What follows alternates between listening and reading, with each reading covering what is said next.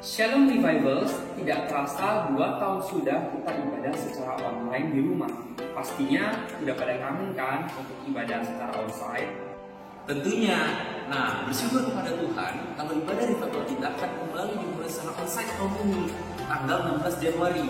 Dicatat ya, hari Minggu, tanggal 16 Januari. Jangan lupa ada update terbaru nih.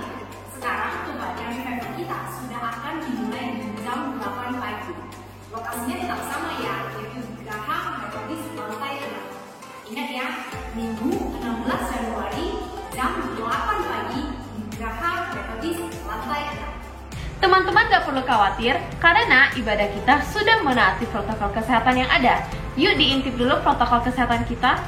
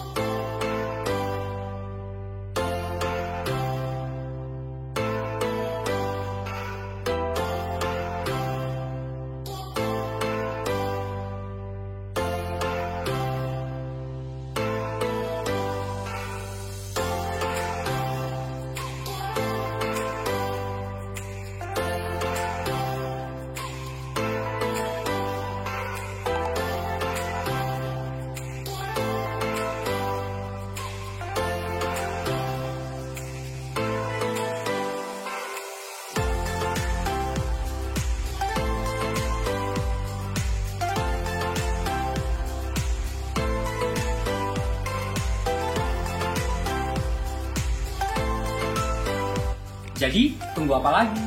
Yuk, kita sama-sama datang ibadah di Kebaktian Revival tanggal 16 Januari pukul 8 pagi di lantai 6 Graha Methodis Merak Jingga. See you there, God bless you.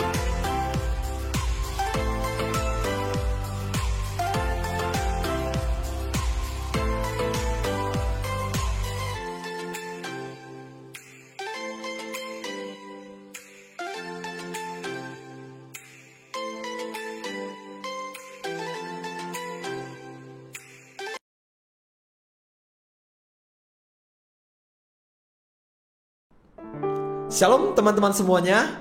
Kita bersyukur, kita bersukacita, kita telah memasuki tahun 2022. Setelah kita melewati tahun 2021, kita berharap tahun ini akan menjadi lebih baik lagi. Amin. Sebelum kita memulai ibadah kita, yuk kita saat teduh sejenak. Tuhan Allah Bapa kami yang bertata di kerajaan surga, terima kasih Tuhan, terpujilah namamu. Engkau yang memberikan kami kekuatan, Engkau yang memberikan kami kesehatan Tuhan, sehingga kami bisa melewati hari demi hari, bulan demi bulan, tahun demi tahun Tuhan. Terima kasih Tuhan, kami tetap dapat beribadah kepada Engkau ya Tuhan. Kami ingin mengenal Engkau lebih dalam karena Engkau terlebih dahulu mengenal kami Tuhan. Engkau memilih kami Tuhan untuk menjadi anak-anak-Mu Tuhan. Terima kasih Tuhan, kami serahkan ibadah ini ke dalam tangan-Mu, kiranya dapat memuliakan nama-Mu. Dalam nama Tuhan Yesus kami ucap syukur dan berdoa. Amin. Karena Tuhan yang telah lebih dulu mengenal kita, tiada yang tersembunyi baginya, kita mau memuji Dia, pribadi yang mengenal hatiku. Seperti rusa yang haus, rindu aliran sungai-Mu,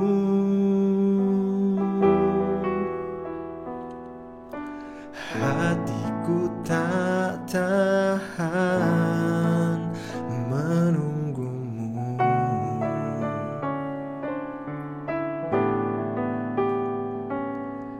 Bagai padang gersang menanti datangnya hujan,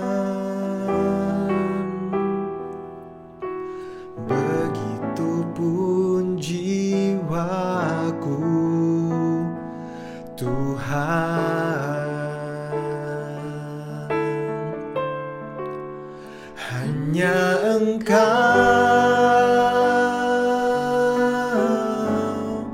pribadi yang mengenal hatiku, tiada yang tersembunyi bagimu, seluruh isi hatiku kau tahu, dan bawaku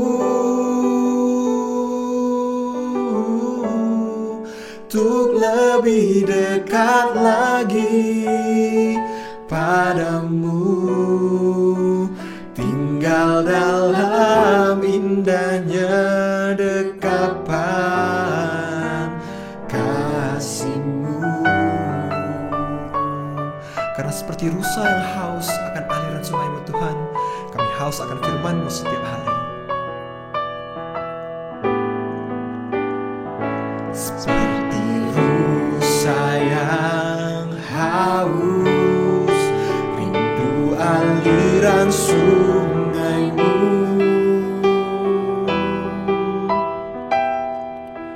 hatiku tak tahan menunggu-Mu.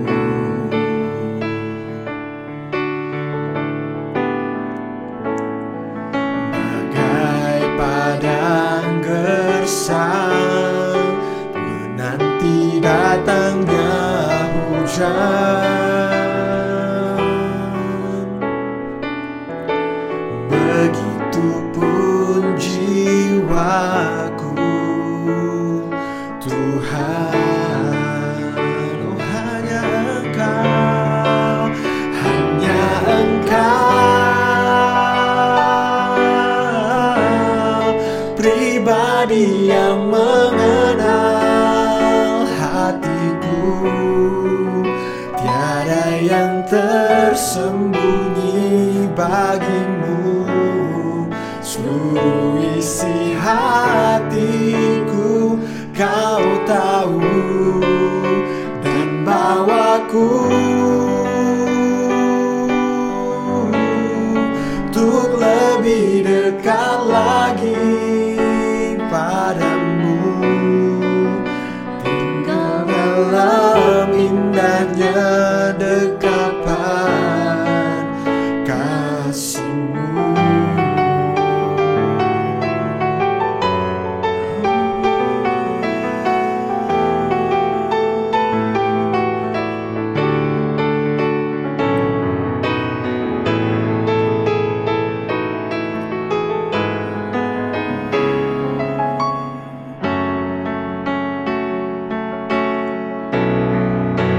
Hanya Engkau pribadi yang mengenal hatiku, tiada yang tersembunyi bagimu, seluruh isi hatiku kau tahu, dan bawaku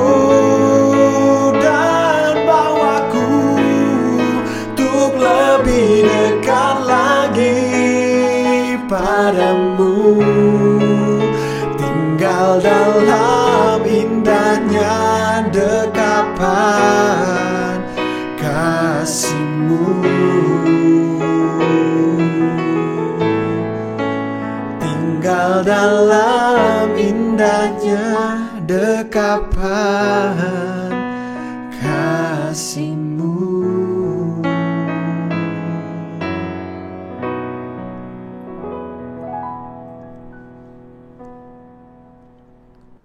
Kita mau memuji Tuhan kembali karena kemenangan telah diberikan kepada kita. Kemenangan terjadi di sini.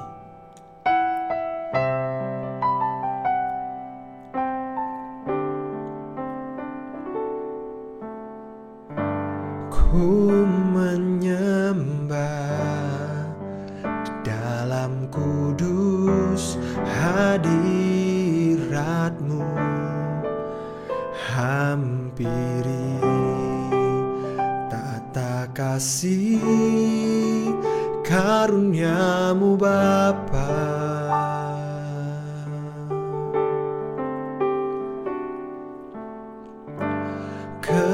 Kekuatanku hanya dalam hadirat-Mu, Yesusku, hanya Kaulah segalanya.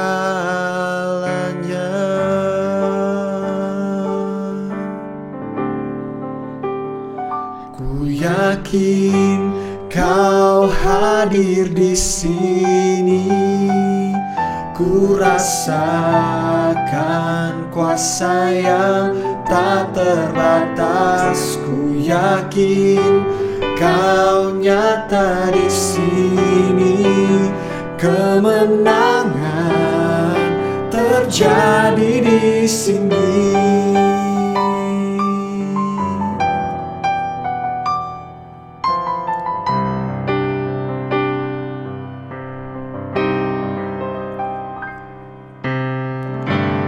Ku menyembah di dalam kudus hadirat-Mu, hampiri tata kasih karunia-Mu Bapa.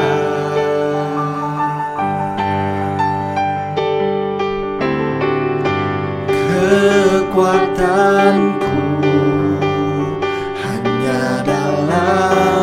hadirat-Mu, Yesusku, hanya Kaulah segalanya.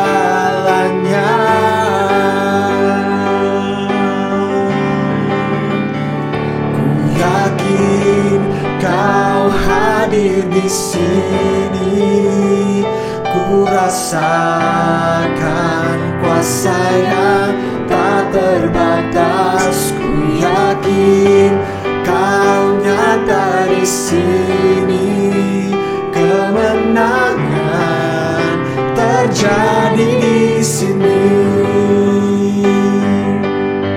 Segenap jiwaku memuji-Mu, sungguh besar Kau Yesusku. Segenap hatiku menyembah-Mu, Kau besar, Kau besar. Segenap jiwaku memuji-Mu, sungguh besar Kau Yesusku. Segenap hatiku menyembah-Mu, Kau besar, Kau besar, Kau besar, Kau besar. Oh, ku yakin Kau hadir di sini, ku rasakan kuasa-Nya yang tak terbatas. Ku yakin Kau nyata di sini, kemenangan terjadi di sini. Ku yakin Kau hadir di sini, ku rasakan kuasa yang tak terbatas. Ku yakin Kau nyata di sini, kemenangan terjadi di sini, kesembuhan terjadi di sini, kelepasan terjadi di sini.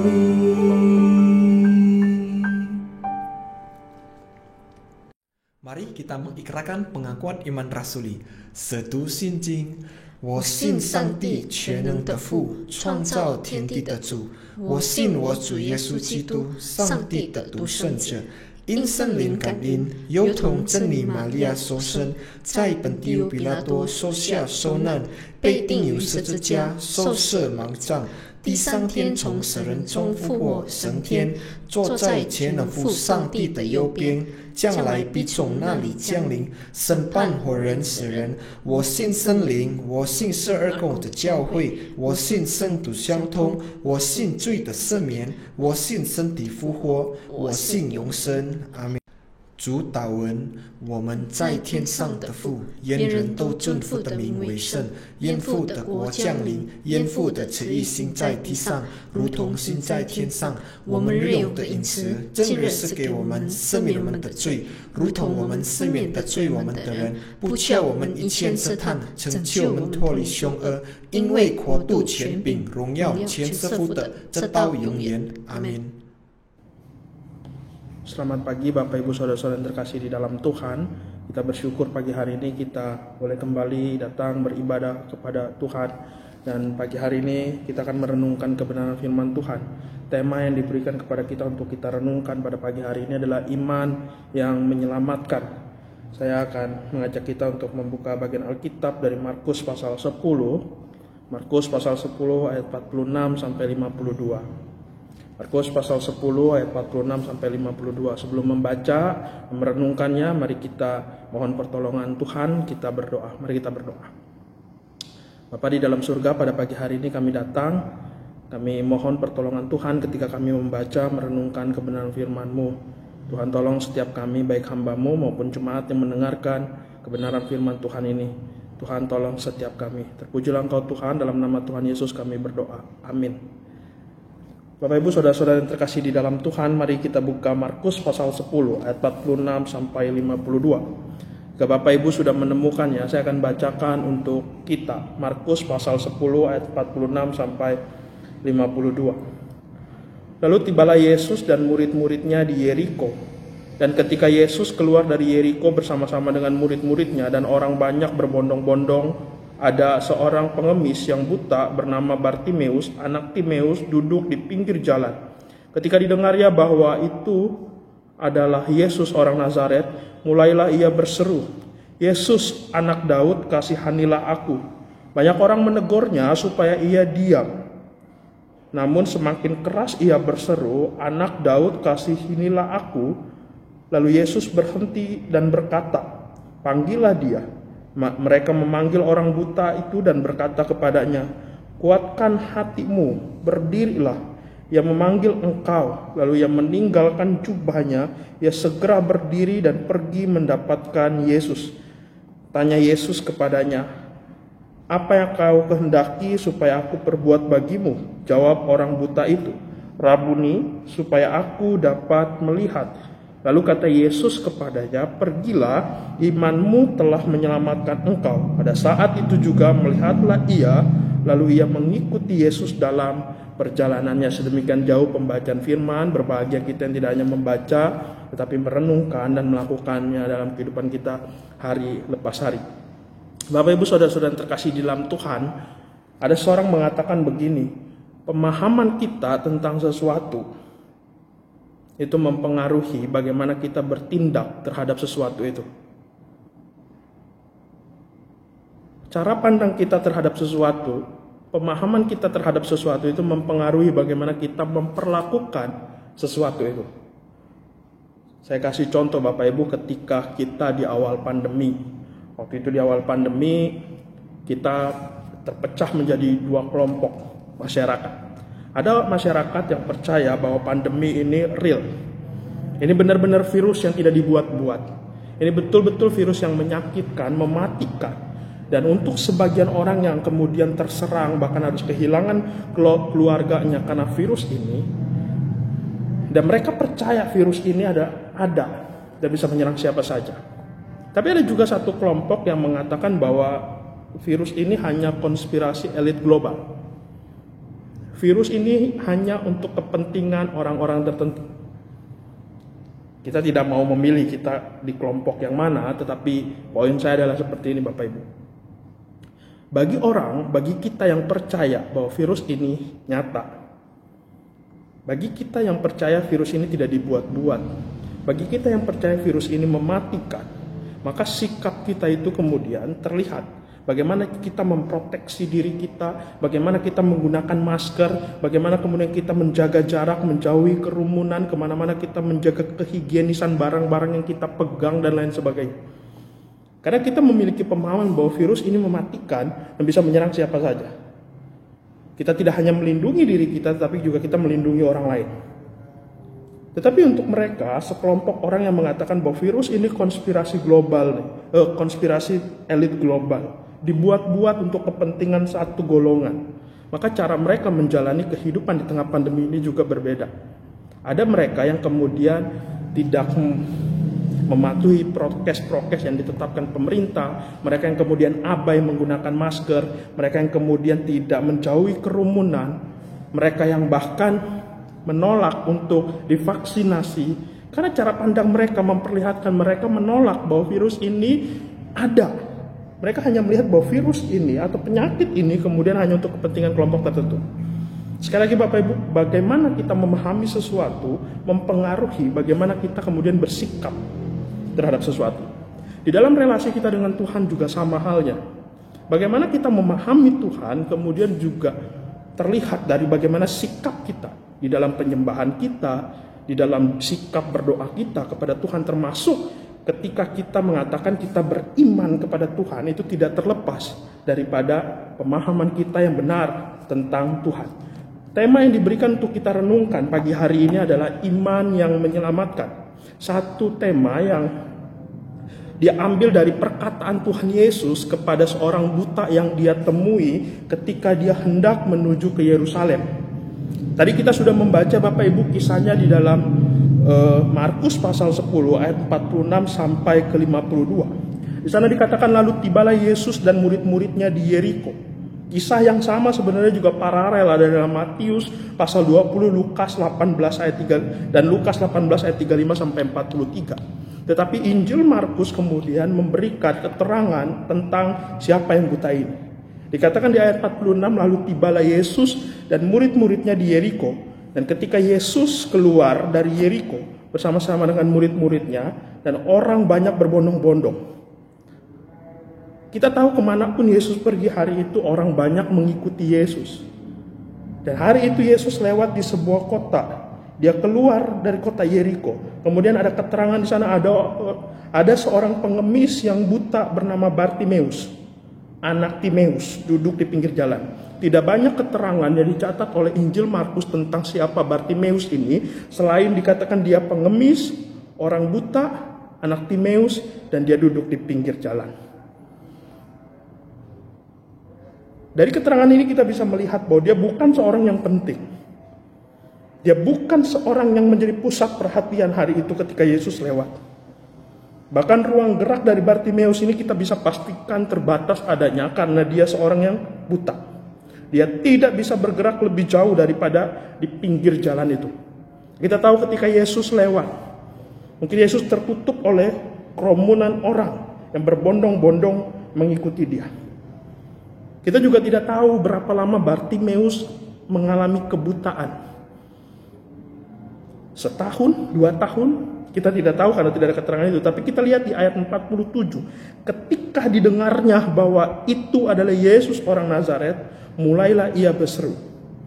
Lewatnya Yesus di tempat di mana Bartimeus itu duduk, nampaknya ini membangkitkan harapan Bartimeus. Kemudian dia mulai berseru. Karena tidak mungkin juga dia kemudian berlari mendapati Yesus. Yesus sedang ada di tengah kerumunan orang banyak. Sementara Bartimeus adalah seorang buta yang sekali lagi ruang geraknya terbatas. Maka yang bisa dilakukan di tengah-tengah kondisi yang demikian, dia hanya bisa berteriak. Tapi Bartimeus juga hari itu tidak tahu apakah teriakannya akan didengar oleh Yesus atau teriakannya hanya berlalu begitu saja karena orang banyak berbondong-bondong menutupi Yesus. Kemudian apa yang dia serukan? Perhatikan ayat 47. Di sana dikatakan ketika didengarnya bahwa itu adalah Yesus orang Nazaret, mulailah ia berseru, Yesus anak Daud, kasihilah aku. Dia tidak memanggil Yesus orang Nazaret. Dia tidak teriak Yesus sang pembuat mukjizat. Tapi dia menyerukan satu pengakuan, Yesus anak Daud, kasihinilah aku. Kita melihat kemudian ayat 48, banyak orang menegurnya supaya ia diam. Ternyata teriakan dari Bartimeus tidak disambut Yesus pertama, awal-awal. Kenapa? Karena kemudian teriakan itu nampaknya mengganggu orang banyak yang sedang mengikuti Yesus. Dikatakan banyak orang menegurnya supaya diam. Kita nggak tahu bagaimana cara orang banyak itu menegur. Yang jelas pasti dalam tegurannya mungkin ada bentakan, ada hardikan. Karena Bartimeus terus berteriak, Yesus anak Daud, kasihinilah aku. Tapi perhatikan apa yang kemudian dilakukan oleh Bartimeus. Ternyata teguran orang banyak itu tidak menghentikan teriakannya. Namun semakin keras dia berseru, anak Daud, kasihinilah aku. Kasihinilah aku. Kemudian dikatakan ayat 49, Yesus berhenti dan berkata, panggillah dia. Panggillah dia. Dan kemudian ada orang yang memanggil Bartimeus menghadap Tuhan Yesus, dan kemudian Tuhan Yesus bertanya kepada Bartimeus, apa yang kau kehendaki supaya aku perbuat bagimu? Maka di ayat 51 jawab orang buta itu cuma satu hal yang dia pinta kepada Tuhan Yesus hari itu. Dia bilang katanya, Rabuni, supaya aku dapat melihat. Dia hanya minta satu kepada Tuhan Yesus, supaya dia dapat melihat. Nah kemudian ayat 52, lalu kata Yesus kepadanya, pergilah, imanmu telah menyelamatkan engkau. Bapak Ibu, ini yang kemudian diambil menjadi tema kita pada pagi hari ini. Iman yang menyelamatkan. Iman yang seperti apa yang diperlihatkan oleh Bartimeus sehingga imannya, sehingga teriakannya menghentikan perjalanan Yesus. Iman seperti apa yang dimiliki Bartimeus sehingga teriakannya yang semakin keras itu membuat Yesus berhenti dan kemudian berpaling menemui dia. Kita akan bersama-sama belajar melihat hal ini. Yang pertama kita melihat yang diserukan oleh Bartimeus hari itu, dia cuma berseru hal yang konsisten dari awal dia berseru sampai kemudian Yesus berhenti dan meminta orang memanggil Bartimeus. Dia cuma berteriak satu hal, Yesus anak Daud, kasihanilah aku. So di dalam Injil Markus teriakan Yesus anak Daud itu pertama kali diserukan oleh Bartimeus orang buta ini. Ini bukan satu seruan yang biasa. Dia tidak memanggil Yesus sebagai Yesus orang Nazaret, kasihanilah aku. Karena panggilan Yesus orang Nazaret itu tidak lebih dari sekedar seperti kita memanggil katakanlah Nikander orang Medan seperti itu. Hanya menjelaskan dari mana dia. Tapi panggilan Yesus anak Daud itu adalah panggilan penting. Itu adalah seruan mesianik. Itu adalah seruan yang menyatakan bahwa Yesuslah sang juru selamat yang mereka nanti-nantikan. Dan seruan ini muncul dari seorang Bartimeus yang ada di dalam keterbatasan hari itu. Matanya tidak melihat, mungkin dia hanya mendengar kisah Yesus dari orang.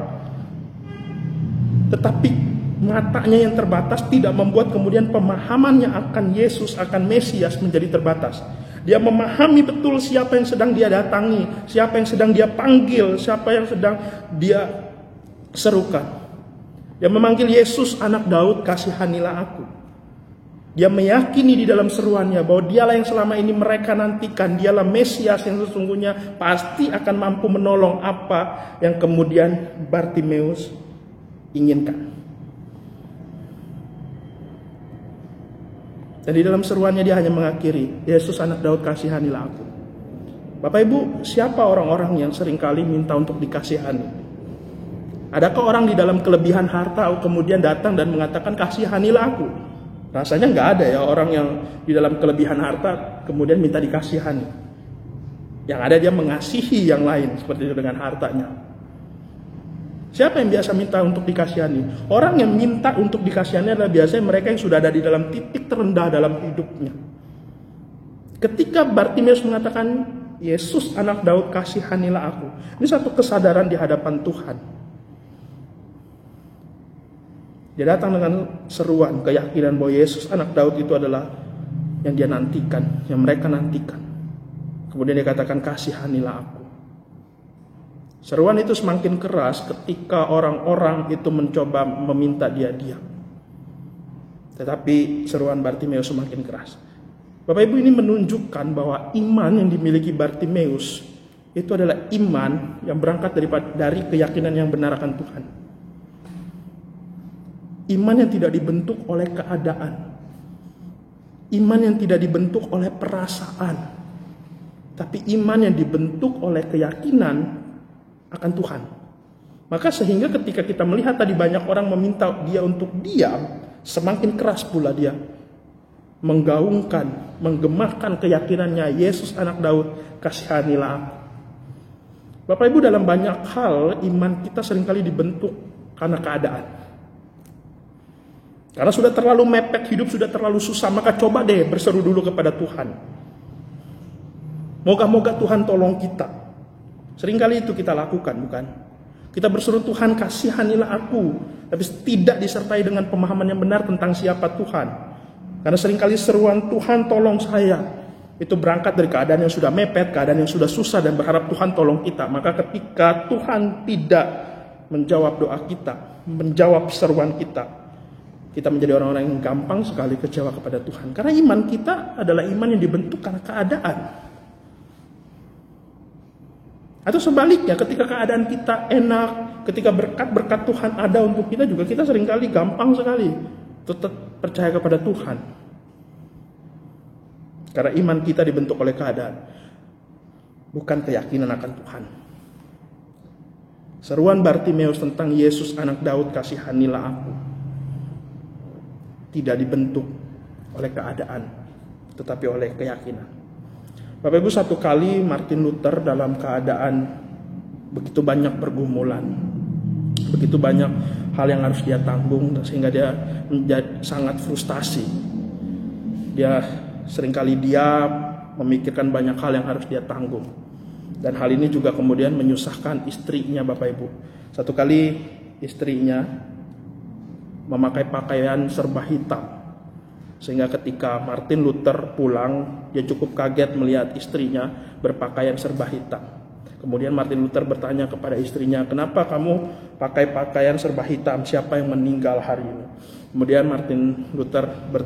Kemudian istrinya berkata begini kepada Martin Luther, yang meninggal hari ini adalah Tuhan. Oh, Bapak Ibu mendengar itu, Martin Luther kemudian menjadi marah. Kamu ini apa-apaan? Gak mungkin Tuhan itu meninggal. Kemudian istrinya bilang begini, kalau Tuhan itu tidak meninggal atau Tuhan itu tidak mati, kenapa sikapmu menghadapi pergumulan menunjukkan seakan-akan Tuhan itu mati? Bukankah dia adalah Tuhan yang hidup? Seorang tokoh besar, Martin Luther, pernah jatuh dalam hal seperti itu. Bukankah kita juga seringkali sama? Iman kita itu dibentuk karena keadaan, tidak disertai dengan keyakinan yang kuat akan siapa Allah yang kita imani, tidak disertai dengan keyakinan kuat kepada siapa kita berseru.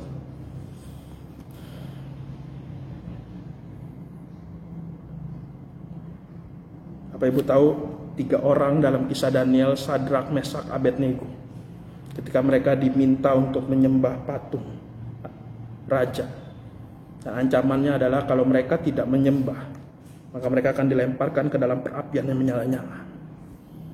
Ini bukan main-main, perapian yang menyala-nyala. Artinya dalam hitungan jam mungkin mereka akan hangus, terbakar. Tapi apa jawab mereka kepada raja waktu itu? Mereka katakan, ya Raja, jikalau Tuhan yang kami percaya mampu melepaskan kami, dia akan lepaskan. Tapi kalaupun Tuhan yang kami percaya tidak akan melepaskan kami tidak akan menyembah patung raja. Inilah iman yang tidak dibentuk oleh keadaan, Bapak Ibu. Di depan itu perapian yang menyala-nyala, tapi mereka masih tetap bisa berkata, kalau Tuhan mau lepaskan kami, dia lepaskan kami. Tapi kalaupun tidak, mereka tidak akan menyembah patung. Saya percaya hari itu Bartimeus juga mungkin ekspektasinya hanya tidak sampai kepada kemudian Yesus datang dan menyembuhkan dia. Karena terlalu sulit untuk menembus orang banyak. Yang dia lakukan hanya berusaha sekeras mungkin untuk menyuarakan keyakinannya bahwa Yesus itu anak Daud. Dan dia hanya minta satu hal, kasihanilah aku. Dan iman Bartimeus itu bukan iman yang dibentuk oleh perasaan, karena perasaan. Ketika orang banyak kemudian menghardik dia, meminta dia untuk diam, dia kemudian tidak diam, tapi teriakan dia semakin keras. Ketika Yesus tidak mendengar teriakan pertama, keduanya, dia juga tidak kemudian berhenti berusaha untuk terus teriak, Yesus anak Daud kasihanilah aku. Dia terus berseru, semakin orang menyuruh dia diam, semakin dia berteriak, semakin keras. Imannya bukan karena dibentuk karena perasaan. Bapak Ibu, seringkali iman kita dibentuk karena perasaan. Kita melihat kehidupan orang lain, kesaksian hidup orang lain, dan kemudian kita berkata, kok dia bisa? Saya kok tidak bisa? Kok dia bisa mendapatkan hal-hal seperti itu? Kok saya tidak bisa mendapatkan hal-hal seperti itu? Mendengar kesaksian orang lain tentang bagaimana Tuhan memberkati mereka itu hal yang baik. Tapi juga jangan kemudian menjadikan itu sebagai pemahaman bahwa Tuhan akan melakukan hal yang sama kepada kita. Tuhan punya cara tersendiri untuk menunjukkan atau menolong kita. Ketika Bartimeus di tengah-tengah orang banyak, dia berseru kepada Tuhan Yesus, anak Daud, kasihanilah aku. Nah, orang banyak meminta dia diam. Dia tidak menjadi kecewa. Dia terus berteriak. Karena imannya bukan iman yang dibentuk karena perasaan, tapi iman karena keyakinannya akan Tuhan. Sampai pada akhirnya teriakan Yesus anak Daud kasihanilah aku itu menghentikan langkah Yesus. Dan yang dia minta kepada Tuhan hanya satu, melihat. Dan kemudian, pergilah, imanmu telah menyelamatkan engkau. Pada saat itu juga melihatlah ia, lalu ia mengikuti Yesus dalam perjalanannya. Karena imannya bukan iman yang dibentuk oleh keadaan. Karena imannya bukan iman yang dibentuk karena perasaan. Maka setelah dia sembuh, dia mengikuti Yesus. Dia tidak lupa, dia tidak tinggal Yesus, tapi dia menjadi pengikut Yesus. Bapak Ibu saudara-saudara yang terkasih dalam Tuhan, hal menariknya adalah seruan Yesus anak Daud atau kisah tentang Yesus menyembuhkan Bartimeus ini diapit oleh dua cerita. Yang pertama, kalau kita perhatikan pasal 10 ayat 35 sampai 45, saudara, di sana itu adalah kisah tentang Yakobus dan Yohanes yang datang kepada Yesus. Coba kita perhatikan ayat 35 pasal 10. Lalu Yakobus dan Yohanes anak Zebedeus mendekati Yesus dan berkata kepadanya, Guru, kami harap supaya engkau kiranya mengabulkan suatu permintaan kami. Jawabnya kepada mereka, apa yang kamu kehendaki aku perbuat bagimu? Lihat, sama seperti pertanyaan Yesus kepada Bartimeus.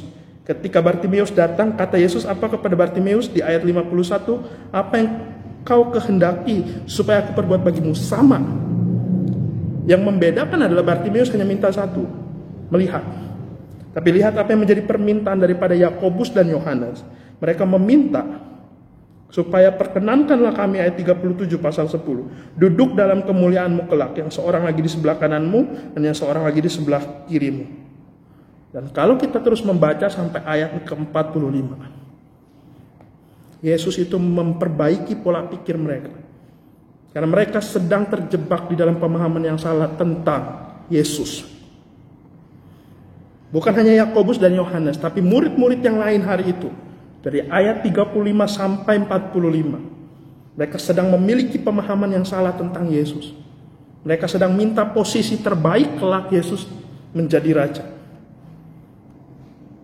Dan kemudian kisah sesudahnya, yaitu di pasal 11 ayat 1 sampai ke 11. Ketika Yesus masuk ke Yerusalem, ada seruan yang sama di sana. Ketika orang banyak itu berkata dalam ayat 9, Hosana, diberkatilah dia datang dalam nama Tuhan, diberkatilah kerajaan yang datang, kerajaan Bapa kita Daud, Hosana di tempat yang maha tinggi. Ada seruan yang sama. Tapi nampaknya orang banyak itu ketika berseru Hosana, diberkatilah dia yang datang dalam nama Tuhan, yang mereka harapkan adalah hari itu Yesus turun kemudian dari keledainya dan kemudian melakukan revolusi melawan Romawi. Lihat, kisah Yesus menyembuhkan Bartimeus diapit oleh dua kisah, di mana ada murid-murid yang punya pemahaman yang salah tentang siapa Yesus. Dan ketika Yesus masuk ke Yerusalem juga ada orang banyak yang punya pemahaman yang keliru tentang Yesus. Orang yang mungkin sama-sama dengan Tuhan Yesus tiap-tiap hari. Murid-murid adalah orang-orang yang nempel terus dengan Tuhan Yesus. Orang banyak itu kemudian, bukankah mereka juga tiap hari mengikuti Yesus mungkin? Tapi seruan Yesus anak Daud, pemahaman yang benar tentang Yesus anak Daud, bukan muncul dari mereka yang tiap hari bersama dengan Tuhan Yesus. Bukan muncul dari kerumunan orang banyak yang mengikuti Yesus. Tapi seruan yang benar tentang Yesus anak Daud muncul dari seorang bernama Bartimeus. Seorang yang ruang geraknya terbatas. Seorang yang mengalami kebutaan pada waktu itu.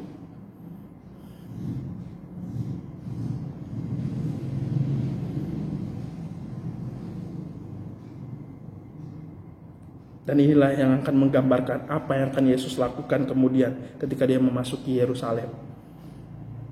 Ketika Yesus disalib.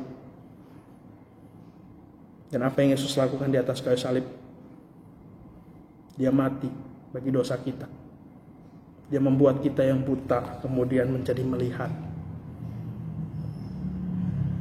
Iman yang menyelamatkan. Bukan iman yang dibentuk oleh keadaan. Iman yang menyelamatkan, bukan iman yang dibentuk oleh perasaan. Iman dari Bartimeus dibentuk oleh keyakinannya yang benar, keyakinannya yang jelas tentang siapa Yesus, anak Daud. Sehingga keyakinan itulah yang membuat Yesus berhenti dan kemudian memanggil Bartimeus.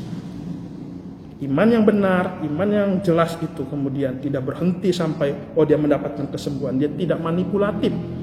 Tapi setelah itu kita tahu, Alkitab mengatakan ia mengikuti Yesus.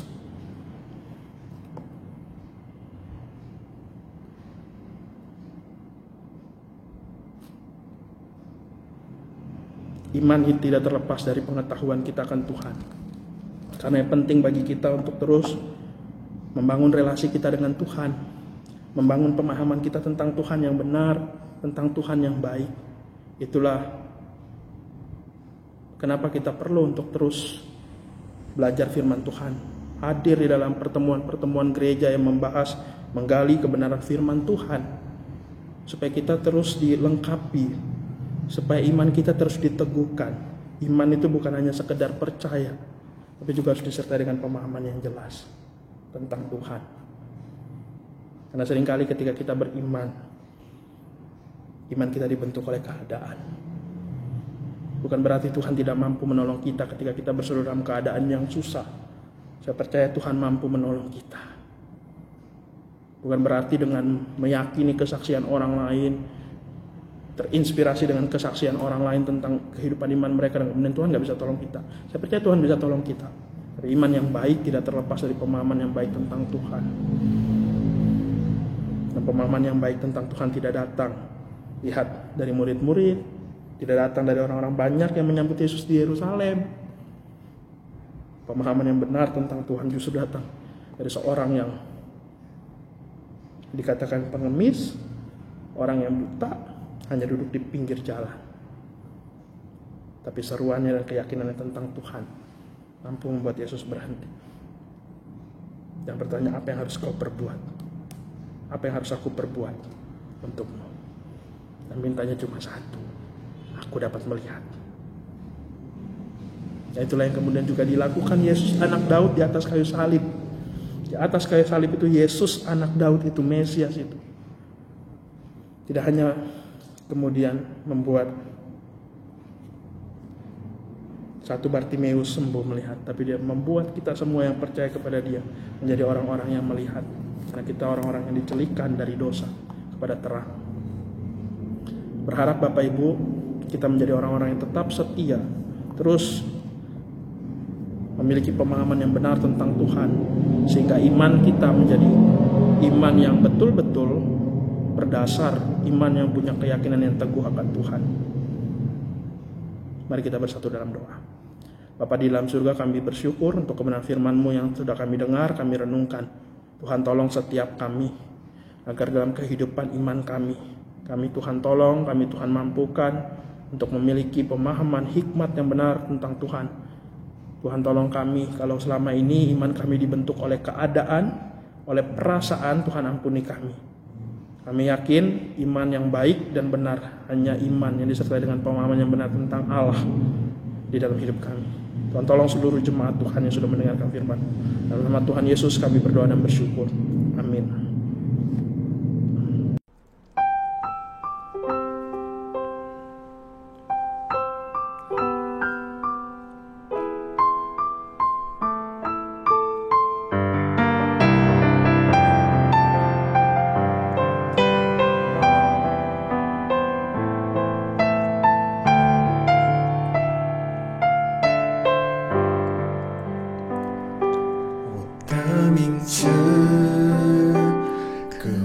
在你心中，我的脸孔沉溺在你眼中，不是因为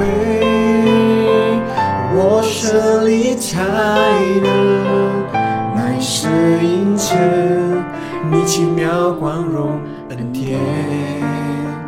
虽然有时我会跌倒软弱，你却一直包容不放弃我，用你这爱轻轻地拥抱我，赞美你宝贵奇妙的爱，唯有你配得所有的赞美，一切尊贵荣耀，主你的舍加，舍无价的宝，你是我尊贵的主耶稣。